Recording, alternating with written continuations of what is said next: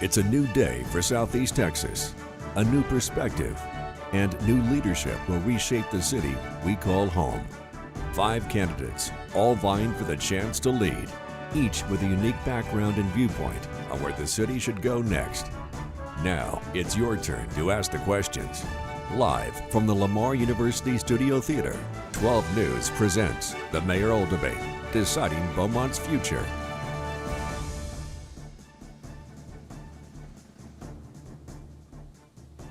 Good evening, Southeast Texas, and thank you so much for joining us for the Beaumont mayoral debate right here, live from Lamar University. I'm DeJonique Garrison. And I'm Jordan Williams. We're glad to have you here tonight. Over the next hour, we are going to hear from the 5 candidates who are running for mayor of Beaumont. We'll hear their ideas about the future of this city. Lots and lots of topics to discuss: infrastructure, economic development, and of course, race and equality. So here's how things are going to work for the night. The candidates will have about a minute to answer most of the questions posed. No sneak peeking. Nobody saw the questions ahead of time, so everyone's on an equal playing field tonight. All right, let's meet the candidates who are on stage together tonight, beginning with Beaumont Councilman W.L. Pate. Welcome, sir. City Councilwoman Robin Mouton. Beaumont businessman Roy West Jr. Good evening to you. Beaumont businesswoman Beguita Hernandez-Smith. And Beaumont businessman LaShon Proctor. Thank you all so much for joining us this evening. And so many questions, so many topics. We don't want to waste a single minute. Let's jump right in, guys. We're going to dive into economic development at the top of this debate. And over the past few weeks, we've been asking you at home, send us your questions, email us, text us. And you did exactly that. So first, we want to hear from a viewer. Yes, Phoebe Crockett with the first question this evening. Here we go. Downtown Beaumont, she writes, is a ghost town. While Mardi Gras was a great event, little has been done since to bring people back downtown. And the riverfront area is still a mess since Harvey. She says, is revitalizing downtown something that you view as a priority if elected mayor? We'll go first to Councilwoman Mouton. Thank you so very much, Phoebe, for your question. I would like to say it is very much a priority for me as a mayor. Developing the riverfront has been in the works for many, many years with the council. Right now, we are working to secure the bank. During Hurricane Harvey, we lost a lot of the bank rupturing from the storm. So in order for us to secure the bank, we are working to get that done. But once that is done, I could see that Riverfront will be a very big asset for our community and for our city, and I'm very much in favor of doing that. I welcome the new development downtown Beaumont. Thank you. Thank you, Ms. Mouton. Same question right now for you, Councilman Pate, downtown development. Thank you so much. You know, recently we had an individual buy a downtown building that the city was looking at to develop Riverfront Park. Now, as many of you know, I have a master's degree in economics. I look at everything from the standpoint of how's this going to work for everybody. Well, after he bought this building, I reached out to some friends that had developed some buildings similar to that in the Marriott hotels. I called them. They've got the money, and they've also contacted Marriott to try to work with this particular owner to make that a Marriott full-service downtown hotel. We've even brought in the architect that Marriott uses, who has his own historical tax credit department. Now, that's just one way. But another way is we're going to reach out, I am as mayor, to other companies that help us bring people to Beaumont that have businesses that want to be in a community of 100,000 with a university, an interstate, a port. Councilman, thank you. Thank you. Ms. Hernandez-Smith, same question to you regarding priorities, prioritizing downtown revitalization. Sure. Excuse me. Good evening, everyone. Downtown is a big priority. Downtown in any city, if you visit, is the heart of the city. And in that in the downtown area needs to be a combination of restaurants and be able to attract and activities. What I want to make clear is that it's not that there's nothing going on in downtown. We are slowly but surely building, but the thing is that we need to be able to understand who owns the current downtown buildings, and as a city be able to partner in a private city partnership so that we could be able to utilize the downtown resources and that it can be a win for both entities. Also, we need to be able to attract our city. We need to be attract a population to our city, and that's how we thrive in our downtown area. We need to be able to attract them, and we need to be able to grow our downtown by ultimately bringing an education institution in our downtown area as well to attract people to our city. Thank you. And absolutely want to bring in the other candidates on this particular topic, but we want to get more specific. Henry Williams has a question for you guys. He says, why can't Beaumont do the same with the riverfront after he watched a story about Port Neches? So a few of you just touched on the riverfront. Want to hear from Mr. West about your thoughts. Well, thank you so much for the question. And I know with Port Neches, I believe that, you know, they have an economic development corporation down there, and they own the land, and they sold the land to the restaurants for $1 each.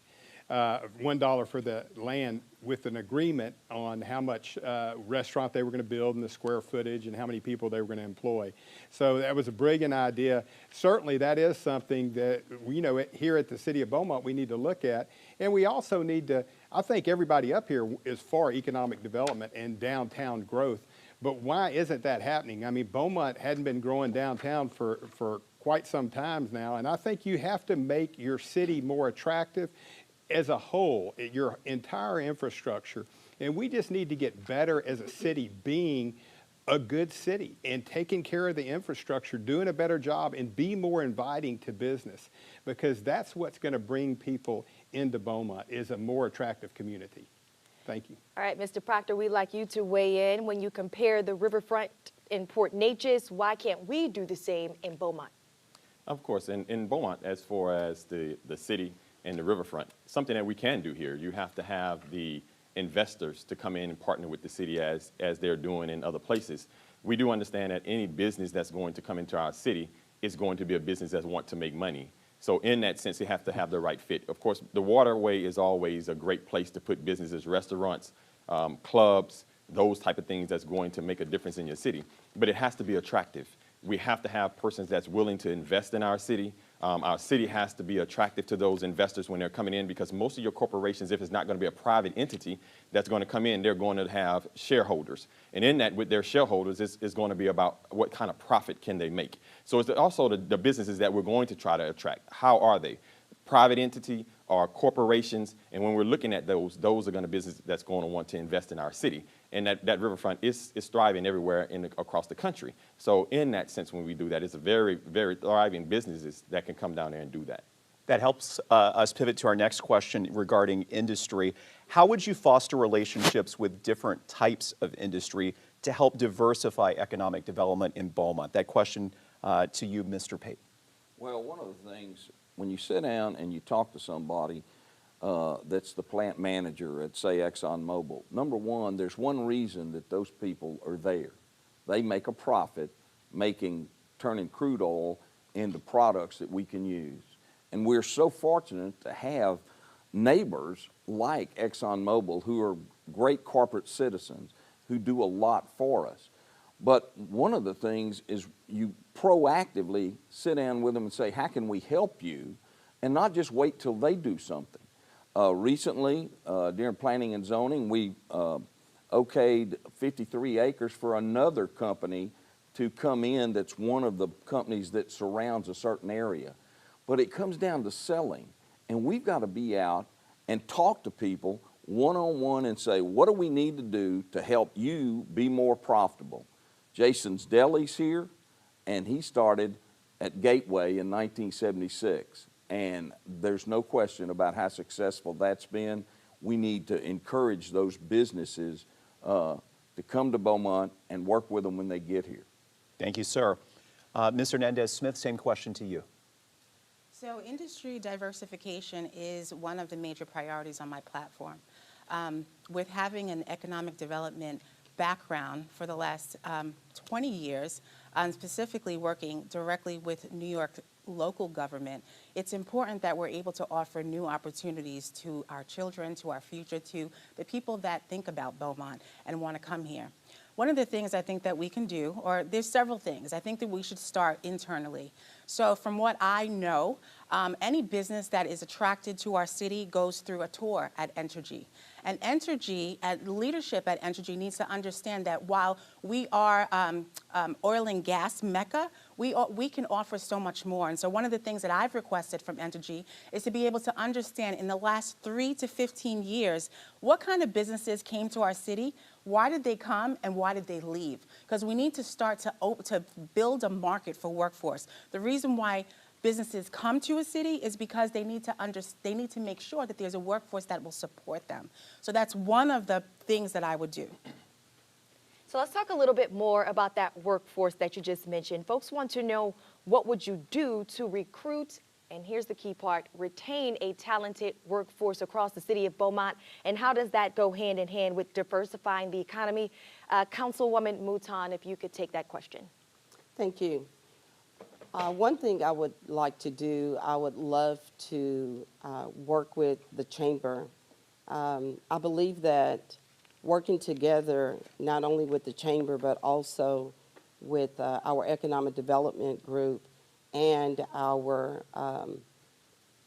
different departments, so that we can make the transition easier and welcoming for businesses to come into our city to do business. A lot of times you will hear different companies state that going through permitting and planning and zoning and getting their inspections out, I believe if our department would make it more attractive, more welcoming, then that will allow the businesses to transition to come into our city. Thank you so much. We talked about the businesses, but Mr. West, what about the talent? How do you recruit them? How do you retain them? That's an awesome question, and we are so fortunate because we have Lamar University, LIT, and BISD right here in town. And I know that BISD has been, I'm a business partner with them at Homer Drive Elementary. I'm proud of that. And I've, through my radio show, I've gotten to interview them several times. And like they were starting a longshoremen's program in the high schools right before COVID started. That got paused, but they're looking at a lot of technical training so that we can educate our kids so that they can get out and make significant income, $70,000, $80,000 a year right out of high school.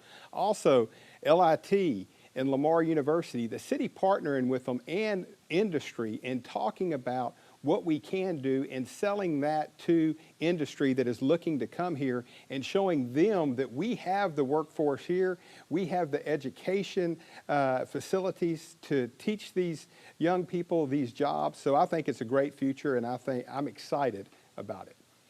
And Mr. Proctor, we'll let you take a stab at it. What would you do to recruit and retain a talented workforce, and what role do you think diversifying the economy has? Well, retaining the personnel here, we, again, as Mr. West and I often said that, and that's been one of my main things, we have the best talent locally. It's one of those things to where when you use local talent, it has a lot of advantages to that. Personnel, they want to stay home. They can come in and make a good living. They can raise their families. And then you have the persons that they know. You have the families, you have the community. So in diversifying and building businesses, who's going to support those businesses? If you have local persons that's running those companies, then their families and their friends are going to support them. It's sort of like, I use Jordan, I think he's from here locally. And what happens to the numbers when he's on TV? His family and his friends are going to tune in. His family and friends it's going to have a diversity. You're going to bring more people that wouldn't have come before. And then in that sense, you can build businesses from that way. You can show that we're supportive of local talent, we're supportive of local people, and we're going to put them in positions, and we're going to work from within. And those are some things that I think that always helps a business grow, when you can support and grow from within. I should hire you. Right. For the record, we don't know that, right? That people are watching just because I'm from here. A final question for us on economic development right now, and this is from Mary Woods in Beaumont's West End, and she wrote in saying, Beaumont always seems on the cusp of greatness, but never seems to quite get there. What is the first thing that you will do as mayor to make Beaumont not only a great place to live, but a destination for others to visit? So I want to bring in everyone on this. We're going to give you each 30 seconds to respond, beginning with Councilman Pate. What a great question. Beaumont is a great place, and I have lived in other states. I've visited over 40 plus states in foreign countries. One of the things we need to do is tell everybody how great Beaumont is. I am afraid that unfortunately people repeat the negative sooner than the positive. We've got so much going for us. We're 100,000 plus people. We're on an interstate. We're the #1 military port in the United States. We have Lamar University, LIT. I could go on, but they only gave me 30 seconds. But if you'll call me, I'll keep adding, because Beaumont's a great place, and we need to know that. Let's jump to you, Mr. Proctor. The thing that I think the mayor can do for that is just to be able to help to push, to sell it. You know, again, why do people want to come here? What is it going to do for the city? How is the city going to help people that come in? And I think it's like when you're dating, you know, we have to actually go out and look at the city and have someone to want to come in. You have to use it as a date. What you love about this city? What's the good things about this city? You have to sell those good points. You have to kind of, in a sense, make sure that you're helping people to understand that this is the greatest place to be, and why not be here? Why go anywhere else? Mr. West, you're next. Well, Mary, that's a great question, and my response is I'm a businessman and I like to grow business, and I think the way we're going to do it is not going to be one thing. We've got to be better in all our departments, and I think we need to expect better, and we need to, whether it's the parks, whether it's the roads, whether it's the sewer, water, whether it's crime rate, we need to look at the city as one organism, and we need to strive to be better in all areas. That's how we're going to be more attractive, and then economic development will follow. Thank you so much. Ms. Hernandez-Smith. Mary, you talked about being on the cusp, and I agree, but I think this speaks to leadership, because you have to have an empowered leadership. If leadership is okay with status quo, then it'll stay status quo, and we've been status quo for about 60 years with a population that has not grown. A leader needs to lead by example and show a vision to be able to grow, and have her people be able to buy into that vision, which includes workforce development, economic development, and ensuring that we are empowered and we love our city, and that we don't have to travel to the nearest city to get a better quality of life. We can build it right here. And finally, Councilwoman Mouton. Thank you, Mary. It is a great question. I believe Beaumont is a great city. It's a beautiful city. It's a wonderful city. I've lived here all of my life and had the opportunity to leave. But the one thing that we have to do is understand that we need to accentuate the positives of Beaumont. Beaumont has so much to offer. And one of the great things about Beaumont, you're 15 to 30 minutes away from the Louisiana border, and then you're just as close, an hour and 10 minutes away from Houston. I believe that we're centrally located. We're right off of the interstate, and it's a wonderful city, and I loved Beaumont. Thank you all for those answers. We could probably talk about the economy all day, but here's another hot topic that viewers want to know. They want to talk about infrastructure, and lots of questions. We want to take Jim Richards first. He wants to know, drainage issues seem to pop up every time it rains. What will you do to address the drainage issues throughout the city? Mr. West, you first. Well, I love any question that involves how are we going to improve things, because it all begins with getting a baseline. And I think right now everybody will agree, we've heard so often that we've had this 500-year flood or 1,000-year flood. I'm 60 years old. I don't know how many of these 100-year, 500, and 1,000-year floods I've lived through already. But we've got to do better. I know DD6 is working on it, and also the state legislature formed a task force, a multi-county task force. But we need to have that communication up on the city website and show where the problem areas are, how we're planning on addressing it. We need to be more transparent, because when you live in an area that's flooded, I mean, you want to know, is it going to flood again? What are we doing to keep it from flooding? And there are programs, but we need to address them, and people need to be specific. And usually people are most interested about their specific area. So I think it's a great question, and we need to explore that much deeper. Thank you. Mr. Proctor, your take. What will you do to address the drainage issues throughout the city? Well, I think the drainage issues are a thing that we're going out. I use myself. We have those problems, right by my business to where when it rains, it floods. But when we're changing the pipes and they're building the new parts of the city, we have to understand that the older sections have not been addressed. So if we're going to build the new areas and not address the older areas, then we're going to have a lot of problems because you're putting bigger pipes in certain areas and you still not have addressed the smaller pipes. So again, the water flow is going to be a problem. It's going to back up. So again, as we start to change the pipes, change the things in the city, then we have to address those older issues that we just not have addressed. We can build new things every day, and that's building is good. But if we don't go back and address the older areas that's been affected and that's being affected, then you're going to continue to have the same problems with more of the areas that have never flooded before starting to flood as they are now. So we have to address those issues like that with that flooding. And Ms. Biguita Hernandez-Smith.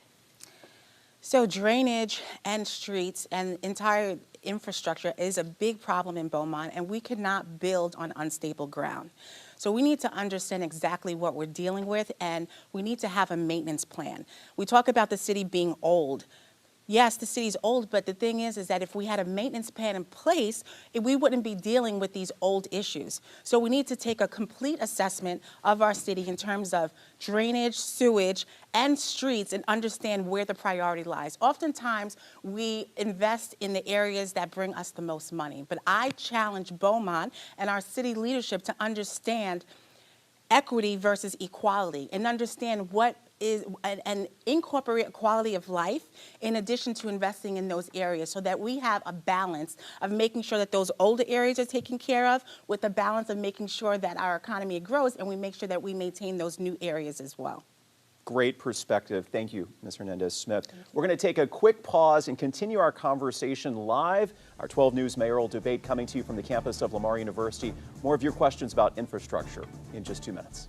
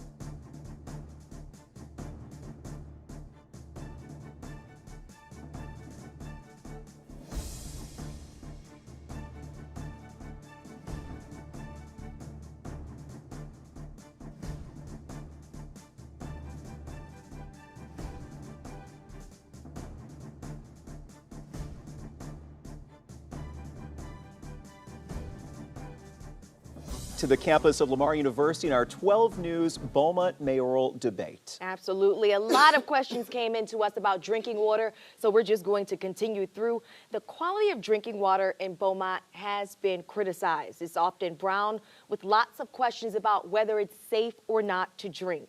What can be done to upgrade the quality of our drinking water? And we would like Councilman Pate to answer that. Thank you so much for asking that.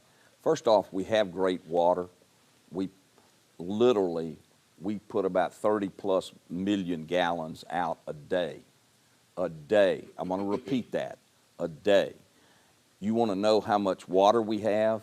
I can tell you. You want to know what we can do about it? We're doing it. Honest to goodness, one of the reasons that you see the brown water is we're going in to burst pipes to replace the old ones. And it's safe to drink. And believe me, having been in the military, LaShon and I both drink water. We went, thank goodness we had those little pills that look a whole lot worse than what we're getting. But the water is, it's safe. It's just that the minerals are shaken up when we do the pipe bursting. That's progress that you see. It's just going to take a little while. One of the things as mayor, and I'm going to do this a few moments with Mayor W.L. Pate, is tell people when we're doing this pipe bursting so they can expect it. And it doesn't just come out of their faucet unbeknownst to them. Thank you so much, Councilman. Councilwoman, we'd like you to weigh in. Well, our water is definitely safe. Our water is tested every Monday through Thursday, 8 times a day. We're required by law to have 100,000 water samples. That's done. Anytime there's a fluctuation in the flow of the water from the pipe bursting, it's gonna shake up what's settled on the bottom, which once that rises, then it's gonna give off the brown coloration. I know it doesn't look good, but I will say that our water is safe, but because of the flow being messed up or interrupted, it's going to give off that discoloration. But I would like to say that as mayor, I will make sure that whenever there is a pipe bursting in the neighborhoods, that I would like to send a warning out so that citizens will be aware of the fluctuation in the flow of the water, which will give the discoloration. Sounds like some consensus among both of you there. I want to turn now to public safety tonight. Do you believe the city needs more police officers on the streets? And specifically, in what areas do you believe we are lacking and need more support to make this city safer? That question first to Ms. Hernandez-Smith. I don't necessarily think that we need more police officers in patrolling areas. I think that we need to do a better job at training our police officers to be able to be productive in different areas that are not necessarily familiar to them. Haley Morrow was on a podcast last week, and she talked about the great training that all police officers go through, which is cultural and diversity training, de-escalation training. My question is, and I want to know, and I don't have the answer, is how do we know when that training takes place and how effective it is? What tools are being used, and are those tools actually being used when police officers conduct their work? We need to be able to measure and assess what the impact of that training to determine whether we're really making impact in those areas. I think that all police officers should be able to patrol all areas, obviously by being prepared first and having an assessment of the needs in those areas.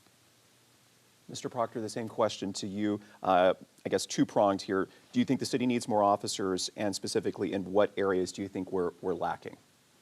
Well, do I think they need more officers? I think as far as patrolling in the areas that we need the officers in, I think that we need to have more community policing in a sense.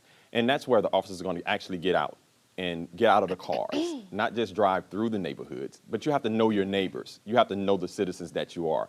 And I think in the sense of having more officers, that won't fix that problem. The officers being more familiar with the personnel that's in the communities that they're serving, in the communities that they're policing, in the communities that they're riding in. That's where the difference is going to be made. We can have 100 officers and no one is doing anything productive, but you can have 5 officers and everyone is doing something productive, and you don't need as many because the citizens will know the officers will know the citizens, and then you have a better relationship. So to need more officers, no, I wouldn't say that, but just to need more, be more attentive to the personnel that's in the community, and then the community would be more attentive to the officers that's serving them as well. Mr. West, I'd be interested to hear your perspective on this. Thank you. Well, when it comes to policing, you're looking at either proactive policing or reactive policing, and there's going to be metrics for both of them, because certainly how long does it take police officers to respond to certain calls in certain areas of town? That's something that's tracked and measured, and that's certainly an indicator if your response times begin to go too high. But you also, how you reduce crime is being more proactive, like LaShon was talking about in community policing, and being out in the areas and being familiar with the people in the neighborhood, and let them get familiar with you and build relationships. And I'm sure we're going to be moving into this because relationships are so important, whether it's in law enforcement, whether it's on city council, whether it's with the school district, whether it's in your family. You have to invest time. You have to get acquainted with people. And if you're not doing that, it's going to be really hard to have proactive policing. I think Beaumont Police has done an excellent job at that, and certain times manpower gets reallocated. So it's important for us to continue to watch the metrics to make sure we're responding to our community. So both your colleagues said no to additional officers. Just to be clear, are you saying yes or no? I would say the metrics would show us. I mean, if we see a rise in crime and we're not able to respond in an appropriate time, that may be something we need to look at. And we have to look at how the current police officers are dispersed. But, you know, we have an excellent police chief and police department that have been doing well managing it. But the more that is available to the public and monthly, with monthly numbers showing how crime's doing in all areas, I think can help keep people informed rather than just being an emotional response, having it be based on the numbers. Thank you. Okay, so we do want to stick to the topic of public safety. Obviously, it's one that's very important to all of you. I want to throw some stats out there for a moment. According to data provided by the FBI, violent crime per capita in Beaumont in 2018 and 2019 is either higher than Houston or on par with Houston. What should our next mayor and city council do to address the violent crime in Beaumont? Ms. Hernandez-Smith, your question. I think that we need to address it in our youth. I think that we need to make sure that we have activities and make sure that our youth are engaged in a way where there is no idle time. I spoke to a lot of constituents in the community who talk about the fact that there were after-school programs and different programs available in BISD at one time, and now they're not. And I think that we need to be able to guide and engage our youth from young ages, develop their talent, develop their character, so that they know really what's right and wrong to be able to make the right decisions. And I think that we need to be able to get it from the root, which is our youth, and make sure that they are currently productive, currently active, and we embrace who they are as individuals and contributors to our society. Councilwoman Mouton, taking a look at those statistics, what do you think the next mayor and city council can do to curb violence in Beaumont? Well, I believe that we need to go to community policing. I believe when a police officer knows his community, knows the citizens in that community, then I believe that they're more effective. In addition to that, I believe we need to also look at our youth. There are a lot of youth in our community without any recreation facilities. We have the Pruitt Center on the north side of town, but unfortunately in the South Park area, there is no youth center. So I would propose a youth center so that our children can have somewhere that they can go. There used to be a Salvation Army, a Y, but those facilities are no longer available. So I would work very, very hard into putting those facilities back in place. And Mr. Proctor, the former candidates both mentioning the youth, what do you think the new mayor, along with the city council, need to do to curb violence across Beaumont? Well, again, it's addressing our youth. Most of our crimes that we have, when we're talking about the murders and things like that, they're committed by the youth, the younger person, and I would say probably 15, 18 years old. A lot of that is done. So there are not a lot of things, but again, goes back to what I mentioned earlier. The officers have to have a relationship with the children in the communities because we know where our crime areas are.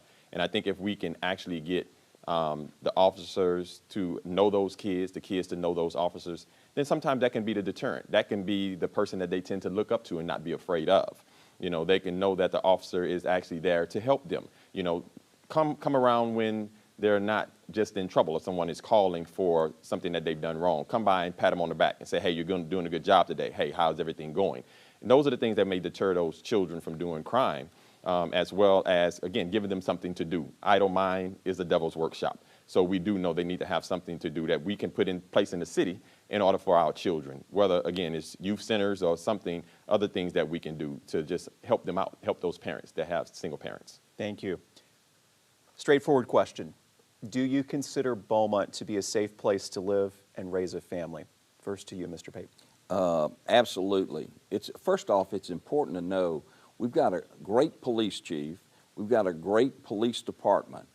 They use ComStat. They focus on where the crimes are actually happening, and we put more of our forces in that area. But we also need to know that the people we're arresting, a lot of them don't live in Beaumont, Texas. They're coming over here from Houston. Our police department closes more cases, much higher percentage than the average city out there. And that's because they're good at what they do. But when you have people coming over from Houston with a smash and grab and a whole lot of the other things and the violent crimes, that it directly reflects people coming in from someplace else. Most of the violence that's conducted here locally is done by people that know each other. It is important for us to know we've got a great police department that are working really hard for you every single day. Could we use some more police officers? Everybody would always say yes, but the reality of it is they're doing a great job right now, and they're going to continue to do it, and I will work with the chief of police to make sure we get it even better. Mr. West, I would present the same question. Is Beaumont a safe place you consider to live and raise a family? Well, I was born and raised here, and I've raised 5 adult children here, and 4 of them still live here, and 6 grandchildren, 4 of them live here. So I obviously believe that it is. But we always need to improve. Times change and policing changes. And I think this is why it's so important to partner with BISD and with the police department about getting into schools and doing early intervention and having Beaumont officers back in the schools getting acquainted with the kids. And also for youth programs, when we've been asked about that, I think more youth programs for the city of Beaumont would be awesome. But we don't need to create a brand new department for that. We have a great school system here that has a lot of great programs, and let's partner. Let's figure out how to use the facilities that we have and people that are already in place to engage these kids and create new activities, because as LaShon was talking about earlier, so many of the violent offenders today, I serve on the Crime Stoppers Board, are youth, and it's tragic. I'll have to leave it there. You mentioned earlier building relationships and partnerships, and our next topic tonight involves race and diversity in Beaumont. Absolutely. This is an issue that impacts us all. And our first question comes from a viewer, Steve Tanos, and here's what he wants to know. What can the mayor do to deal with food deserts in Beaumont? The USDA points to 10 areas across Beaumont that are food deserts. And guys, that means there is little to no access to grocery stores, especially in low-income areas. And Councilwoman Mouton, we'd like to know what you have to say. Well, I think it's a great question, and unfortunately, we've had some major food chains to pull out of certain areas. One being HEB that was on Lucas. HEB pulled out of Lucas Street a couple of years ago, and that was unfortunately for the residents in that area. However, I believe that if we can contact and partner with the different chain of stores, that we can produce more, even smaller, like we had the pantry, the HEB pantries, so that we can put those smaller stores in the areas where they do not have a larger or a major chain grocery store. So partnering with the different chain stores, then I think that would be a great opportunity to put stores back into those communities. Well, Mr. West, what's your take on dealing with food deserts across the city? Well, that's obviously a problem here in Beaumont, and I'm aware of it. And I think that's where we have to work on the general infrastructure, because unless the city's going to get in the business of putting in grocery stores, which I don't think is our desire, we have to make it attractive for businesses to want to go there. So working on infrastructure, making that area, improving that area so that they want to be there, because people are where they want to make money. And so we have to encourage that, and also look at private-public partnerships to encourage that, on what we might be able to do as a city to encourage these stores to be there. And obviously, working with our not-for-profits, because we have one of the largest food banks around that's well-funded, but we need, in the interim, we might be able to look at that also for food pantries. And Mr. Proctor, 10 areas across the city of Beaumont designated as food deserts. What's your take? Well, one thing on one of those things I think that was an issue is when you allow a grocery store to move and then put a no-compete clause on a building. When you do that, no one else can go into that building, where, again, at that point, if there was another grocery store chain that wanted to come in, they can't use that facility, they can't use that building. So it doesn't allow other grocery stores or anything to go there. Again, it's one of the things when you're coming in, how much is it going to cost to build a building, to put it there, to have another company that wants to come in. Again, it has to be attractive. The neighborhood has to be attractive. But if there was other grocery stores, chains that wanted to come into the city, they're going to look at the structure. They're going to look at what is the cost, what is the profit margin. And again, that's going to be one of the things that's done. But if you already have a building that's there, then I think that would help to be able to attract someone else to come in, because that structure is already there. And then to give them some type of incentive to come there as well. Makes sense. Okay. According to data from the 2010 census, 18% of families and 22% of the population of Beaumont live below the poverty line. What more can be done to address income inequality in our city? We'll turn to Ms. Hernandez-Smith. I think that we need to make sure that the organizations and the businesses that come here, that we give tax incentives to, millions of dollars of tax incentives, actually do what they say they're going to do, which is hire locally.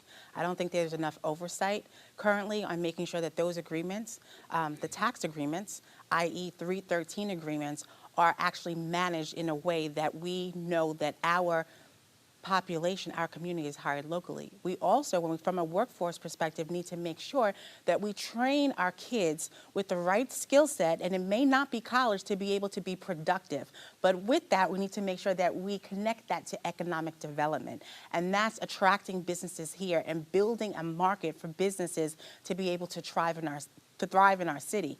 Workforce and economic development together means a city grows, and we need to make sure that we connect the dots. And currently, we have those two entities happening somewhat, but we're not connecting the dots to make sure that there is a productive pipeline. Councilman Pate, what do you think about this topic? Well, first off, as someone who was in the staffing and recruiting business and put literally thousands of people to work, we have to train people to provide a service for whatever that business is. I would have gone out of business if I couldn't provide an employee from my company that could do the job they were looking for. So that's one of the things that we really need to work on. Number one, work with BISD and work with LIT and work with the local unions and say, look, if you're a plumber, you're going to make a lot. Or an operating engineer, you'd make $150,000 a year. The average college graduate doesn't even get remotely close to that. We've got to tell people, you can do it, and work with our citizens to say, look, we want you to succeed. We're going to do everything we can to help you succeed, and here's some opportunities for you. We've got to make them aware of what they can do. And once they know it, I'm telling you, there's no limit to what they can do once they know they can do it. Thank you, sir. Lots of very thoughtful questions coming from folks across Beaumont. Yeah, Jordan? Absolutely. We appreciate all the candidates' time tonight, and we're not finished. We are not finished, and we think this next round will be exactly what you want to hear. But first, let's go ahead and give the candidates a little break. Let them stretch their legs, get a sip of water, and we'll be right back. Let's see what this is.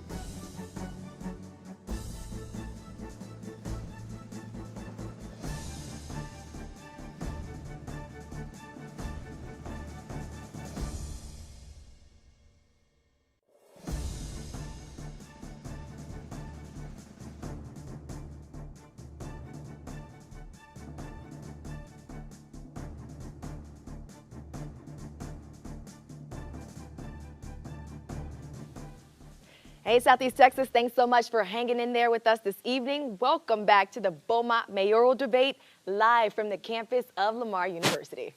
Right now, we want to ask all of the candidates, before we move to closing statements, we have a final question that we'd like to hear a response from each of you. We'll do a 30-second response on this. How would your administration differ from the current? LaShon Proctor.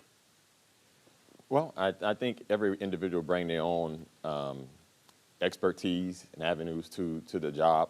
So just the personnel that I have that will come in with me, again, the idea is just to be able to first work with everyone, get to know everyone, to go about and just get acquainted. You know, have to get acquainted with each individual, each department head, each person that's running the city that's doing those things, and just bring the ideas that we have and sit down with council, be able to meet with them, and just be able to bring the great ideas that we have to try to move the city forward. Councilman Pate. Thank you. First off, I want to compliment Mayor Ames. After 27 years of working for the city, a lot of times people don't realize how hard that is. I do. I've been watching it for 14 years. And I can tell you that one of the things that we can do, because we're going to have new people, I'm going to bring all the council members together and say, look, we're going to work together as a team. We're not going to have the kind of discussions we have from time to time that are divisive.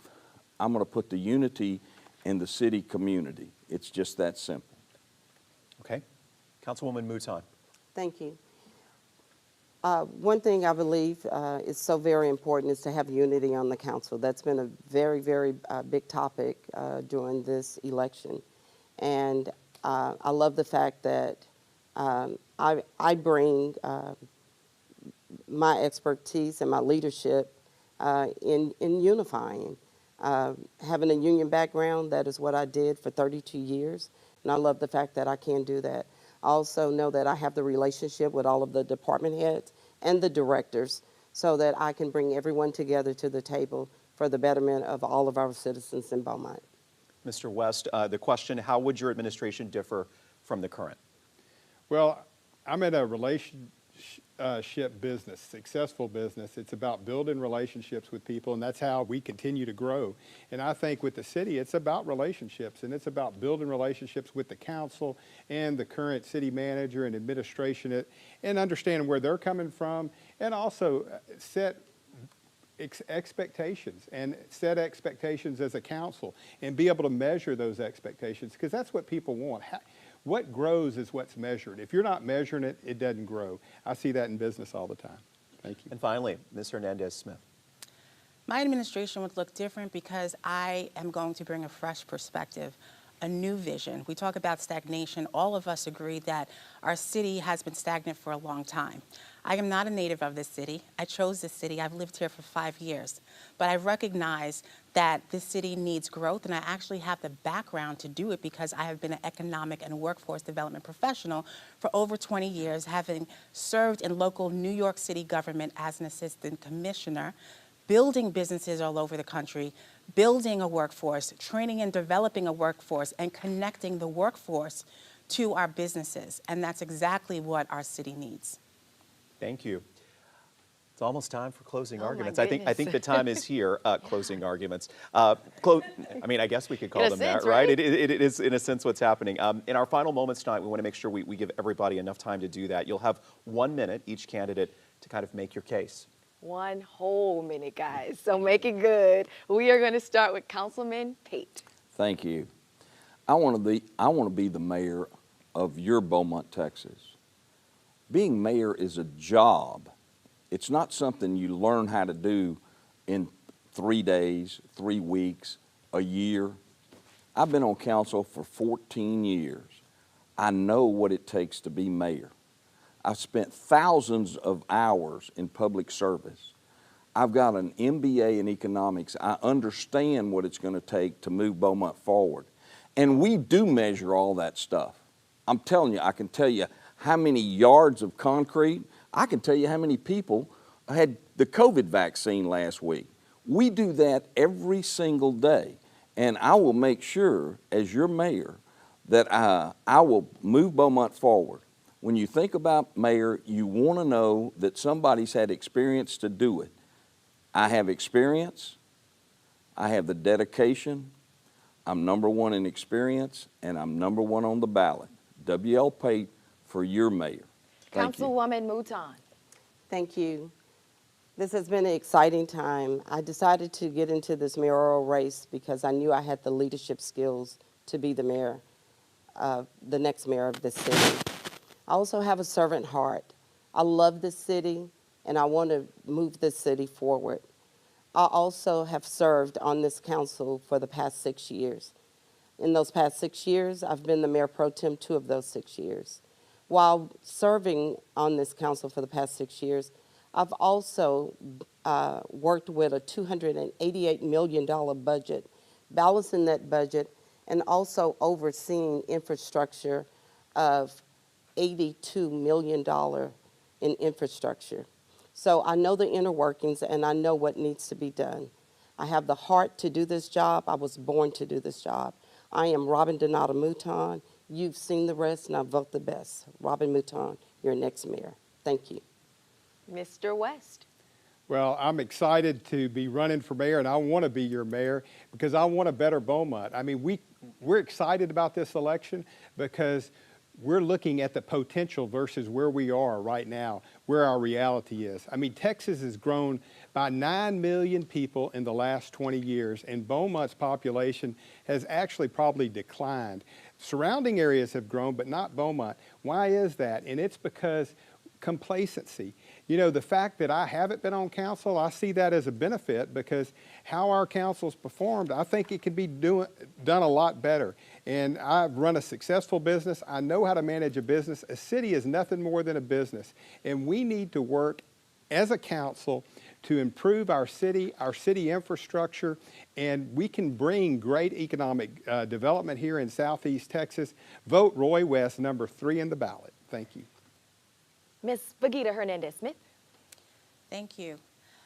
Beaumont, I challenge you to vote wisely. Mayor Hernandez-Smith has the success rate that Beaumont needs in order to get to that next level.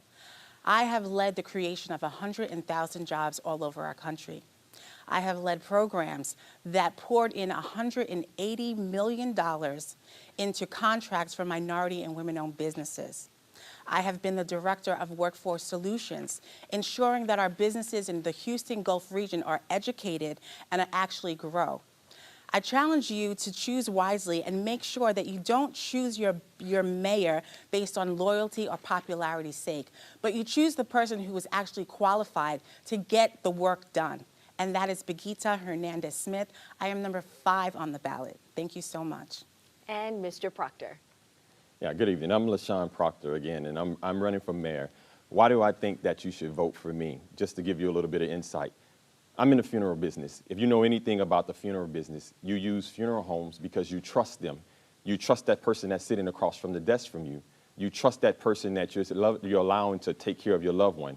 We have built successful funeral businesses from the ground up where we serve all of the communities. We serve all ethnicities. Families from all over, not only Jefferson County, but Hardin County, Chambers County, Tyler County, trust us with their loved ones. They give us the opportunity to take care of them. They trust what we say, they trust what we do, and we've never came short to falling short for them. One thing that I do ask is look at what we've done. Look at the success rate.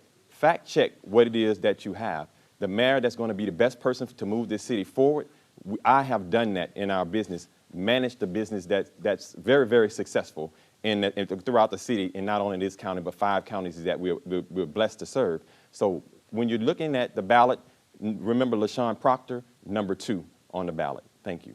Thank you. And we have just about 2 minutes left, and I want to get in one lightning round question. We're going to go down the aisle, and I would love to know your favorite restaurant in the city and wide. Can you do it in about 15 seconds each? I can tell you, it's Finch Hutton because I'm one of the partners there. If you haven't been there, it's a fine dining restaurant. It's where the grill was located before. I'll personally invite you to come visit. Thank you, Councilman. Carrabba's. Carrabba's, all right. Carrabba's is my favorite. Mr. West? I love Tex-Mex, Carlitos, I have to say. They've got all your signs up, so they know you love them. You're a regular. I drove by today. Mr. Hernandez? I have a tie. Stirred Up Bistro and Elena's, both family-owned businesses, very local-oriented, great ambiance, but a local feel and great food. And Mr. Proctor? I'm just a restaurant person. I won't say I just have a favorite. Okay. You know, in that sense, I visit a lot of restaurants, and I think Beaumont has a great restaurant business here that's going to be able to just. We can't let support you off the hook. You got to pick.